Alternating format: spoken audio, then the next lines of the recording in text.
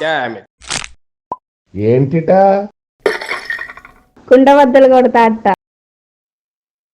నమస్కారం, కుండబద్దల ప్రేక్షకులకి స్వాగతం. నేను గౌతమ్ కాటా.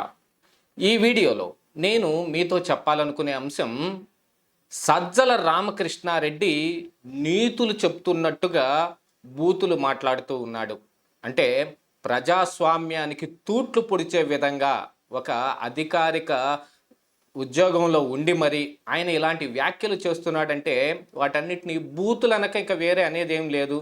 ఎందుకంటే నిన్న ఆయన ఒక మీటింగ్లో మాట్లాడుతూ వైఎస్ఆర్ కాంగ్రెస్ పార్టీ నాయకులందరికీ రేపు 4వ తారీఖున జరగబోయే కౌంటింగ్లో ఎలాంటి ఏజెంట్లని వాళ్ళు నియమించుకోవాలి, అవసరమైతే కొట్టడానికి వీలుగా ఉండేది ఈ రూల్స్ గీల్స్ అనకి మనకి జాంతానై మనం కేవలం కొట్టటం అనే దాని మీదన, ఇంకా వితండవాదం అనే దాని మీదనే బేస్ అయిపోయి ఆ కౌంటింగ్లో విచిత్రమైన పరిస్థితులు సృష్టించి, విభేదాలను సృష్టించి, అవసరమైతే పోలింగ్ రోజు నాడు జరిగిన పెద్ద పెద్ద గొడవల్ని కానీ మళ్ళీ ఈవీఎంలు పగలగొట్టే ఏదైనా ఒక ప్లాన్ ఉందేమో తెలియదు. కాకపోతే కౌంటింగ్లో అలాంటి కట్టుదిట్టమైన చర్యలన్నీ తీసుకుంటారు. ఎవరిని లోపలికి ఈవీఎంల దగ్గరికి అలౌ చేయకుండా ఇట్లాంటి గ్రిల్స్ లాంటివన్నీ పెట్టడం జరుగుతుంది. కానీ ఇలాగా కొట్టటం అనే దాని మీద, అంటే విపక్షాల నుంచి వచ్చిన కౌంటింగ్ ఏజెంట్లను కానీ, ఇండిపెండెంట్లుగా వచ్చే కౌంటింగ్ ఏజెంట్లను కానీ మరి భయభ్రాంతులకు గురి చేసి వాళ్ళందరినీ అక్కడ లేకుండా చేస్తే మరి కౌంటింగ్లో ఏదైనా ఒక మ్యానిపులేషన్ చేసే అవకాశం ఉందా అనే విధంగా వాళ్ళు ప్రయత్నాలు చేస్తున్నట్టుగా, అంటే వైఎస్ఆర్ కాంగ్రెస్ పార్టీ మార్కుతోటి రేపు కౌంటింగ్లో గొడవలు జరగబోతున్నాయి అనే దానికి ఆయన హింట్ ఇచ్చినట్టుగా మనకు కనిపిస్తూ ఉంది. అసలు ఇదంతా ఎందుకు జరుగుతోంది, సజ్జల రామకృష్ణారెడ్డి ఇలా ఎందుకు మాట్లాడుతూ ఉన్నాడు అని ఈ వీడియోలో నేను మీకు వివరించబోయే ముందుగా మన కుండబద్దలు ప్రేక్షకులందరికీ నా మనవి, వీడియో నచ్చితే గనుక ఖచ్చితంగా లైక్ చేయండి, మరొక 10 మందికి షేర్ చేయండి. సజ్జల రామకృష్ణారెడ్డి గత 2 రోజులుగా వివాదాస్పదమైన వ్యాఖ్యలు, నిర్వేదంతో కూడిన మాటలు, కేంద్రంలో ఉన్న పెద్దల్ని చంద్రబాబు నాయుడు కాళ్ళ దగ్గరికి తెప్పించుకున్నాడు అనే లాంటివి కానీ, అసలు చంద్రబాబు నాయుడిని అరెస్టు చేసి 53 రోజులు జైల్లో పెట్టింది వీళ్ళే అనే విషయాన్ని కూడా మర్చిపోయి చంద్రబాబు నాయుడే ఈ పెద్దలను అందరినీ మేనేజ్ చేసేస్తూ ఉన్నాడు, ఎలక్షన్ కమిషన్ని మొత్తం మేనేజ్ చేస్తూ ఉన్నాడు. ఇప్పుడు ఈ సిఎస్ జవహర్ రెడ్డిని మార్చాలి అని చెప్పి 2 నెలలుగా సిఈసి తోటి విపరీతమైన ఒత్తిడి చేస్తూ ఉన్నాడు అనే విషయాన్ని చెప్తూ నిన్న కౌంటింగ్ ఏజెంట్లని ఎలా నియమించుకోవాలి అనే దాని మీద ఆయన క్లాసులు తీయటం మొదలుపెట్టాడు. ఇలాంటి నీతులు చెప్తే ఏంటి, చెప్పకపోతే ఏమిటి? వైఎస్ఆర్ కాంగ్రెస్ పార్టీ మార్క్ ఒకటి ఉంటుంది. ఏ విషయంలోనైనా వితండానికి దిగటం, ఎగబడి మీదబడి కొట్టడం లాంటివి ఇవే కదా మరి ఎలక్షన్ రోజున కూడా జరిగాయి.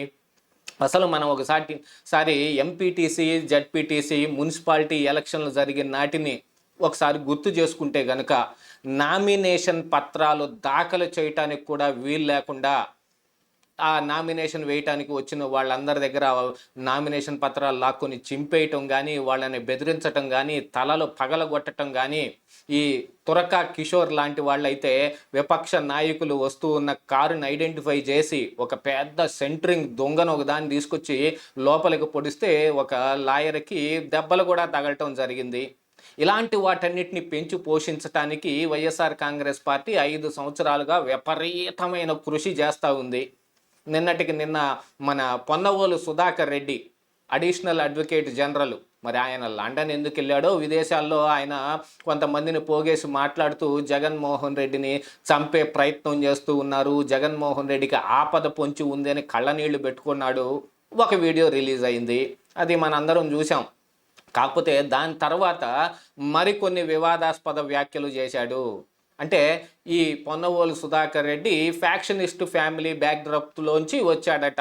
మరి ఫ్యాక్షనిస్ట్ అంటే మామూలు వాడు కాదు, వాడంత గొప్పవాడు ఇంకెవడూ లేడు. ఫ్యాక్షనిస్టు తను నమ్ముకున్న వాళ్ళ కోసం ప్రాణం ఇవ్వటానికి కూడా ఆయన బయలుదేరతాడు.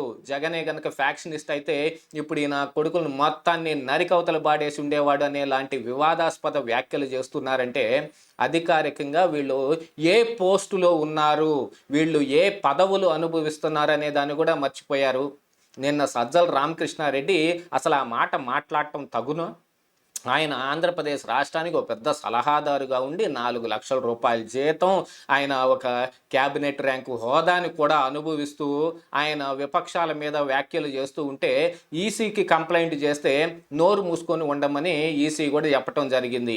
అయినా కూడా సజ్జల రామకృష్ణారెడ్డి ఏం నోరు మూసుకోలేదు. అయినా ఇలాంటి వ్యాఖ్యలు చేయడానికి తెగబడుతూ ఉన్నాడు అని అంటే ఎలక్షన్ కమిషన్ రూల్స్ని వాటన్నిటిని కూడా మనం దేన్ని పాటించాల్సిన అవసరం లేదని చెప్తూ ఉన్నాడంటే ఇది ఖచ్చితంగా రాజ్యాంగ వ్యతిరేకమైన వ్యాఖ్యలు కాదా?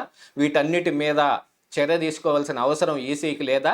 సజ్జల రామకృష్ణారెడ్డిని అర్జెంటుగా అరెస్టు చేసి లోపల పెట్టాల్సిన అవసరం లేదా అనేది ఇక్కడ సామాన్యుల్లో కానీ విపక్ష నాయకుల నుంచి కానీ వస్తున్న ప్రశ్న. కానీ ఇప్పుడు ఎలక్షన్ కమిషన్ ఎలా పనిచేస్తుంది, ఏ రకమైన పనిచేస్తుందో మనం చూసాం. ఇదే సజ్జల రామకృష్ణారెడ్డి విపక్ష నాయకుల్ని ఆడిపోసుకుంటూ నోటికొచ్చినట్టు తిడుతూ ఉంటే వాళ్ళందరూ కంప్లైంట్ పెడితే సజ్జల రామకృష్ణారెడ్డి మీద చర్యలు తీసుకోవడానికి మాకు ఎటువంటి గైడ్ లైన్స్ లేవు, మేము ఎలా చర్యలు తీసుకోవాలో కేంద్రంలో ఉన్న ఎన్నికల సంఘానికి రాశాం, వాళ్ళు గైడ్ లైన్స్ పంపిస్తే దాని ప్రకారంగా చర్యలు తీసుకుంటామని చెప్పినట్టుగా మరి దీని మీద కూడా ఇలా మాట్లాడితే మరి మా దగ్గర గైడ్ లైన్స్ ఏమీ లేవు, దాన్ని కూడా మళ్ళీ మేము కేంద్ర ఎన్నికల సంఘాన్ని కనుక్కోవాల్సిందే అని అంటారా?